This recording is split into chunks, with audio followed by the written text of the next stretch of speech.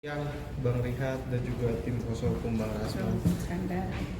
Ya, Bang, mungkin menanggapi terkait hasil putusan Bang Rasman kan tadi sudah ketok palu ya, yang dimana majelis hakim menyatakan 1 tahun 6 bulan dan denda 200 juta gitu. Mungkin seperti apa Bang menanggapinya? Baik, terima kasih rekan-rekan wartawan. Ya, untuk menanggapi yang mana pada hari ini tadi jam berapa? Jam 10 ya. Ada dibacakan putusan terhadap klien kami Dr. Rasman Arif Nasution. Ya, kebetulan saya sendiri tadi tidak hadir di persidangan maupun di Pengadilan Negeri Jakarta Utara karena ada acara yang bersamaan. Namun menurut tadi yang saya dapat informasi daripada rekan-rekan yang hadir di sana, karena saat ini klien kami ini Dr. Rasman Arif ini kan masih di dalam proses perawatan atas penyakit yang dialami saat ini itu di Penang ya. Jadi sidang sebelumnya saya juga memang tidak hadir karena di luar kota, namun rekan-rekan rekan-rekan kuasa hukum yang lain sudah menyampaikan surat secara resmi ke pengadilan maupun melakukan permohonan supaya untuk putusan klien kami Dr. Rasman Arif ini supaya ditunda 1 bulan karena berhubungan sesuai dengan referensi daripada dokter, diperkirakan butuh perawatan 1 bulan. Namun seperti yang kita sudah ketahui minggu yang lalu dapur saat ini bahwa hakim tetap bersikukuh melakukan sikap bahwa hari ini sidang tetap harus dibacakan. Namun untuk menanggapi sikap tersebut, rekan-rekan kami tadi yang ada di sana mengambil sikap untuk all out. Artinya kuasa hukum tidak ada tadi menghadiri pembacaan putusan terhadap klien kami Dr. Khan di dalam persidangan di Pengadilan Negeri Jakarta Utara. Namun seperti yang sudah kami dengar daripada rekan-rekan media dan seluruh wartawan bahwa putusan dibacakan dengan putusannya bahwa dinyatakan klien kami ini Dr. Rasman Arif Nasution ini terbukti bersalah dan untuk itu dijatuhkan hukuman 1,5 tahun penjara dan denda 200 juta rupiah. Kami sebagai kuasa hukum daripada Dr. Ran tentu sangat keberatan terhadap putusan ini. Kenapa kami sangat keberatan? Tentu kita bicara fakta. Faktanya dari semua proses persidangan, mulai daripada pemeriksaan saksi pelapor Dr. Hotman Paris Hutapea maupun saksi-saksi fakta yang dihadirkan oleh Dr. Hotman Paris Hutapea maupun ahli-ahli keterangan ahli yang dihadirkan oleh jaksa penuntut umum, baik itu dari pihak pelapor dan juga dari saksi-saksi fakta yang dihadirkan oleh klien kami sebagai terdakwa maupun juga keterangan yang turun dari persidangan, poin secara keseluruhannya jelas di sana bahwa apa yang didakwakan oleh jaksa penuntut umum sebagaimana diduga adanya klien kami melakukan pencemaran nama baik sebagaimana diatur dalam Undang-Undang ITE dan juga ada juga pasal 55 dan 56 itu kami lihat secara terang-benderang tidak ada secara terang terbukti ada pelanggaran itu. Kenapa kami katakan begitu? Karena Dr. Hotman Paris sendiri pun di dalam persidangan jelas mengatakan salah satu ya dinyatakan bahwa klien kami ini melakukan pencemaran nama baik, dinyatakan bahwa Dr. Ran mengatakan bahwa Hotman Paris itu adalah kelainan seks. Diduga melakukan kelainan seks. Diduga ya. Namun waktu saya sendiri atau bertanya kepada Dr. Ran dan Dr. Hotman Paris Tapea, peristiwa yang konferensi pers pada tanggal sekian yang menyatakan bahwa Hotman Paris Hutapea itu diduga kelainan seksual itu dan lain-lain. Siapa yang menyatakan itu? Saya tanya langsung ke Hotman Paris. Dia menyatakan yang menyatakan itu adalah bukan dokter tapi Ibu Neti. Itu jelas itu. Di dalam persidangan terungkap bahwa yang menyatakan itu dalam konferensi pers yang menyatakan bahwa Hotman Paris itu adalah kelainan seks dan lain adalah Ibu Idida Neti, bukan Dokter Ran. Itu jelas, itu fakta, itu langsung pelapor dulu itu. Tuh. Terus selanjutnya bahwa fakta selanjutnya langsung ini dari Iktim Hakim yang menyatakan dengan jelas dan terang bahwa Hotman Paris Hutapea itu melakukan pelecehan seksual maupun secara oral dan verbal dan fisik ya, fisik itu langsung Iklim Hakim itu fakta itu sidang tertutup ya.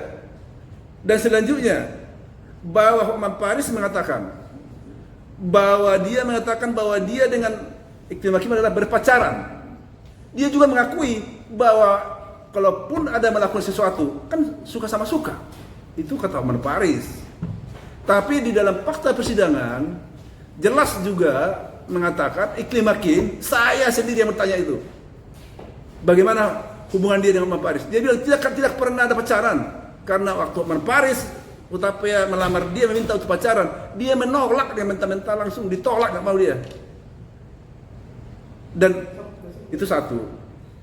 Dan atas dasar itulah salah satu seperti yang dibilang Iktim Hakim, bahwa Iktim Hakim jadi mengundurkan diri dari aspek Hotman Paris karena peristiwa satu yang diminta pacaran, kedua peristiwa yang terjadi 2 kali di mobil Lexus, 1 kali di apartemen, 1 kali di klub. Itu kita tanya langsung itu. Terus kita tanya sama saya langsung bertanya lagi nih sama Iktim Hakim. Karena Iktim Hakim mengatakan, tolong ini jangan ditanyakan lagi. Saya trauma, saya tidak mau lagi mendengar bahasa itu. Saya tanya, saudara saksi, peristiwa apa sebenarnya yang terjadi pada saat di mobil Lexus 2 kali, di apartemen Moi sama di klub, sehingga saudara sampai merasa sangat trauma tidak mau menyatakan ini. Dia bilang, saya tidak mau lagi mengatakan itu. Itu faktanya. Jadi ya ini tentu dan masih banyak sebenarnya fakta-fakta yang terjadi yang menurut kami yang menyatakan itu satu. Kedua, masalah kuasa, bahwa di dalam BAP Iktim Hakim mengatakan tidak pernah memberikan kuasa kepada klien Dr. Ran. Ya. Itu jelas juga terungkap dalam persidangan bahwa surat kuasa, dia katakan surat kuasa pernah diberikan. Karena diberikan lah makanya pernah ada pencabutan kuasa itu. Jadi itu.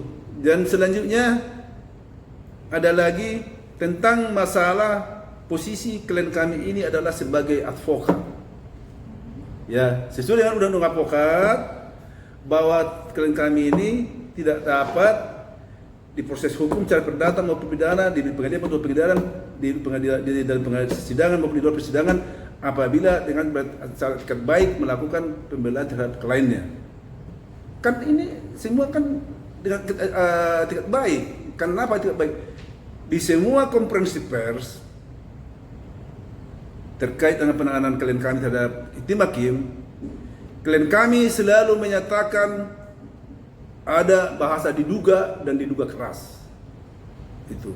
Dan selanjutnya di dalam konferensi pers pun Iktim Hakim juga mengakui bahwa dan ada chatnya itu yang meminta untuk ini dirilis konferensi pers ini adalah Iktim Hakim. Itu ada chatnya kok itu. Dan kita ungkap dari persidangan semua itu, terang benderang semua itu. Jadi klien kami ini pun dalam melakukan konferensi pers yang sudah berulang kali kita katakan, semua yang dikatakan itu, yang disampaikan di media itu, mungkin sama rekan-rekan media, adalah atas keinginan, kehendak dan permintaan kliennya pada saat itu adalah Iktim Hakim, bukan keinginan klien dokter terang.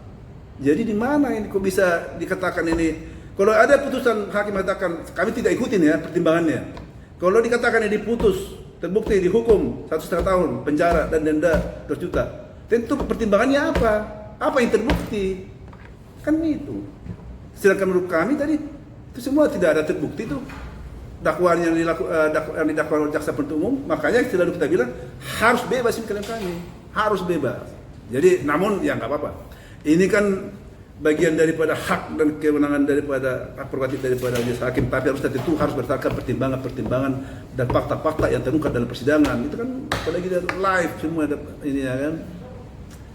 Namun untuk itu karena putusannya ini sudah sangat merugikan daripada klien kami, ya kami akan kan ada ruang nih 14 hari. Karena klien kami belum ada di sini, kami belum bisa koordinasi. Dan ruang yang 14 hari ini diberikan waktu untuk menentukan sikap, maka di sini kami akan nanti setelah berkoordinasi dengan klien kami akan menentukan sikap apakah melakukan banding atau tidak. Tapi jelas kalau saya sih keinginan saya harus banding, tapi ya kita lihat nanti apa daripada keinginan daripada klien kami dokteran ya, kita akan nanti akan diskusikan dulu. Untuk itu dulu dari saya, mungkin ada ditambahkan oleh rekan saya Iskandar Munteh.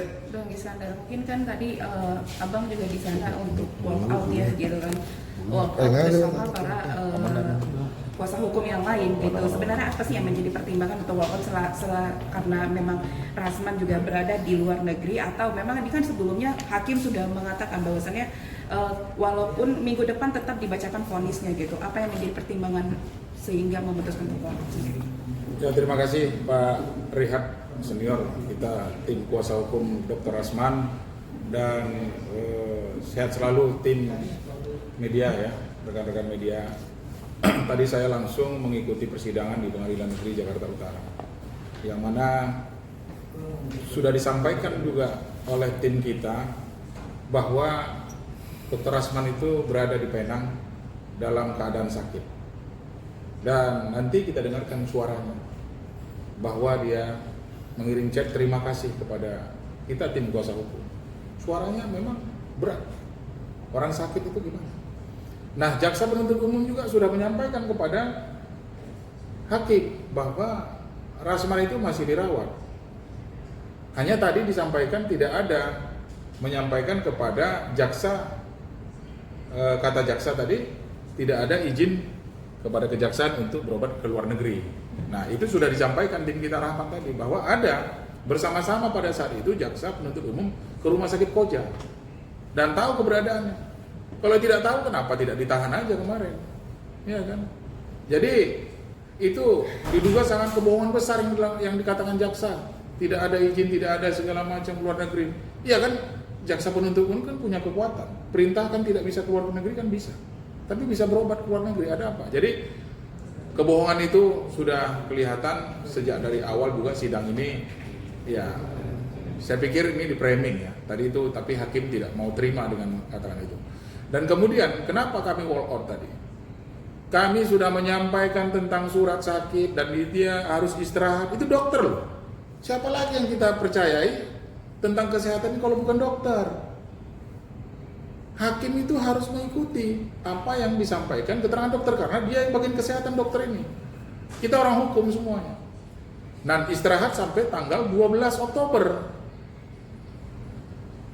Kemudian Rahmat tadi menyampaikan juga, ya bahwa tidak bisa dibacakan ketika klien itu tidak berada di persidangan, apalagi keadaan sakit. Makanya saya sampaikan tadi ini pelanggaran HAM. Menurut pendapat saya, gitu kan. Bagaimana seorang terdakwa yang begitu sidang yang cukup lama, 8 bulan, ketika putusan tidak mendengarkan putusannya, termasuk kami sebagai kuasa hukumnya. Karena ini sakit kami sampaikan, dan saya juga menyampaikan tadi, izin yang mulia, bahwa ini tidak bisa dibacakan putusan karena sakit, kondisi klien kami. Bagaimana mendengarkan putusan tersebut? Makanya kami izin walk out, keluar.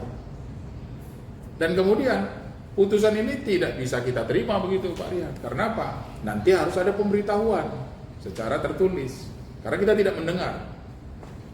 Jadi kalau misalnya dikatakan ada peraturan menurut KUHAP yang dibacakan oleh hakim tadi, dia hanya jangan melihat satu peraturan. Lihat peraturan yang lain. Lihat undang-undang kesehatan. Jangan mentang-mentang kita hakim kemudian seenaknya kita memutus. Orang sakit. Kecuali kasusnya itu kasus korupsi yang merugikan keuangan negara atau teroris yang berbahaya. Ini undang-undang ITE pencemaran nama baik, kok sebegitu getolnya untuk memutuskan perkara ini? Nunggu dong sampai tanggal 12 itu yang disampaikan oleh majelis, disampaikan oleh dokter. Ini tanggal berapa nih? Tanggal 30, 12 hari, tanggal 13 silakan aja sidang. Nah, dia kemarin hakim menyampaikan kepada jaksa, tolong di second opinion dengan Rumah Sakit Bayangkara. Iya kan? Kan itu disampaikan hakim. Kami juga tidak mendengar tadi apa second opinionnya. Perbandingan antara Rumah Sakit Koja dengan Rumah Sakit Bayangkara tidak ada disampaikan. Sampaikan dong oleh jaksa bahwa begini loh second opinionnya. Malah dia katakan tidak ada izin berobat ke luar negeri. Padahal udah sama-sama di sana. Jadi begitu barangkali teman-teman media, kenapa kami walk out tadi? Kami tidak menerima putusannya itu dan kami akan melakukan langkah-langkah hukum ke depannya. Bang, Gitu. katanya di surat dokter sendiri tidak ada menyatakan soal rawat inap, Bang. Jadi menyatakan dokter Rasman itu harusnya ada di persidangan. Itu seperti apa sih Bang? Mungkin Bang bisa Surat yang mana itu? Tadi di dalam persidangan dibilang seperti itu. Soal rawat inap tuh nggak ada atau seperti apa? Ada. Suratnya kan kami, makanya kami tidak hadir persidangan itu tadi. Suratnya itu sudah diserahkan ke jaksa. Di situ dikatakan bahwa sampai tanggal 12 Oktober dirawat di Penang. Begitu loh. Jadi kalau mereka mengatakan tidak ada rawat inap, ngapain sampai 12 Oktober? Artinya di Penang ada rujukannya dari Koja, kemudian pulang lagi dari Penang ke Indonesia begitu. Nggak mungkin, karena di situ sudah disampaikan dari dia 14 hari ya, dari tanggal 28 kemarin ya berangkatnya sampai tanggal 14. Bang. Tanggal 12 Oktober, sorry. Oke. Tapi di rumah sakit Koja ada keterangan rawat inap, Bang. Kami tadi kan kalau surat keterangan Koja udah kita serahkan pada sidang seminggu sebelumnya. Tadi yang kita serahkan adalah surat keterangan dari Penang, Rumah Sakit Penang begitu. Oke. Bang, minggu lalu kan memang hakim mengarahkan untuk ke Rumah Sakit Bayangkara ya Bang ya. Terus jaksa diminta untuk membackup atau apa sih namanya tuh? Untuk, Second opinion tuh? Iya, Iya. untuk ke Rumah Sakit Bayangkara. Tapi apakah dalam 1 minggu sebelumnya apakah memang ada jaksa untuk melakukan second opinion itu meminta Rasman untuk dipindahkan ke Rumah Sakit Bayangkara atau tidak? Kalau ini harusnya jaksa yang ditanya. Ya kan yang jelasnya kan dia perintah hakim. Laksanakan perintah hakim. Ya kalau ternyata tidak ada perintah jaksa kepada terdakwa untuk memindahkan ke second opinion, bukan salah kita. Ya kan orang sakit nggak mesti mudah dipindah-pindahkan kan, namanya sakit. Ya sakit itu kita hormati rumah sakitnya. Cuman ini kan karena permintaan daripada hakim memerintahkan kepada jaksa tidak melaksanakan, bukan salah kami bukan salah klien kami. Artinya belum ada sempat pindah ke Rumah Sakit Bayangkara ya Bang ya? Ketika itu saya belum tahu ya, karena yang jelasnya dari Koja itu langsung berangkat ke Penang di ini. Kalau masalah second opinion dari Rumah Sakit Bayangkara mungkin bisa saja dokter dari Bayangkara untuk dijemput ke sana, seperti apa teknisnya itu mungkin jaksa penuntut umum yang ditanyakan nanti. Oke. Ya. Ada lagi. Bentar, aku masih terus di... Coba kalau memang mau bisa itu dibuka langsung ke waktu dia di pengadilan itu ininya. apa itu Oh, dalam Preskon. dalam preskonnya. dalam preskon berarti sebelum ditetapkannya Rasman menjadi tersangka Oh ya? iya, jauh baru pertama-tama.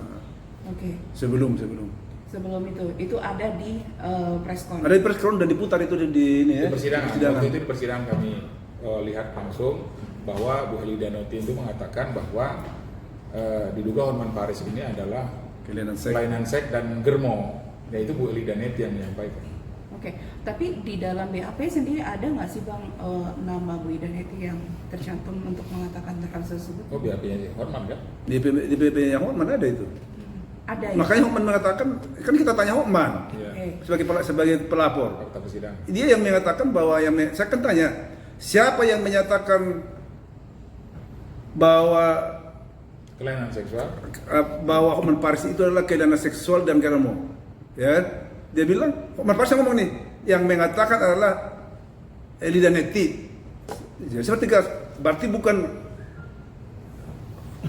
Dr. Rans yang saat ini kalian saya. Bukan. Itu Yang bilang pengacara ibu-ibu itu. Iya. Iya. Itu langsung Pada saat itu. di fakta persidangan kok itu. Oke, Bang, berarti sedikit mempertegas, berarti Abang ini nanti akan mengajukan banding ya Bang? Ya, itu yang kami bilang. Ini kan memang ada biasanya kalau di dalam putusan itu, ya kan, ada dihadiri terdakwa di situ penasihat hukum. Setelah dibaca putusan kan majelis hakim biasanya bertanya, apakah melakukan upaya banding atau bagaimana? Biasanya di situ dijawab apa banding atau pikir-pikir. Kan dikasih ruang 14 hari. Dan karena pada saat ini yang mengikuti persidangan, para kuasa hukum tidak mengikuti persidangan, terdakwa tidak ada dalam persidangan, ini kan akan kami koordinasikan dulu dengan ini para penasihat hukumnya, kami akan koordinasikan dulu dengan klien apa sikap yang dilakukan, apa memang menerima, apa memang melakukan upaya hukum banding, ya itu nanti kita akan dilaporkan langsung ke pengadilan Jakarta Utara. Oke. Bang bisa Gini, Oh, suaranya sebesar dulu. Itu aja Bang, mic Bang. Mic. Sampaikan bahwa kita tim hukum harus tetap solid dan appreciate tentang ada komentar yang mendoakan saya sudah berobat dan juga putusan hakim yang dibaca tentang Nah itu aja barangkali ya. Karena itu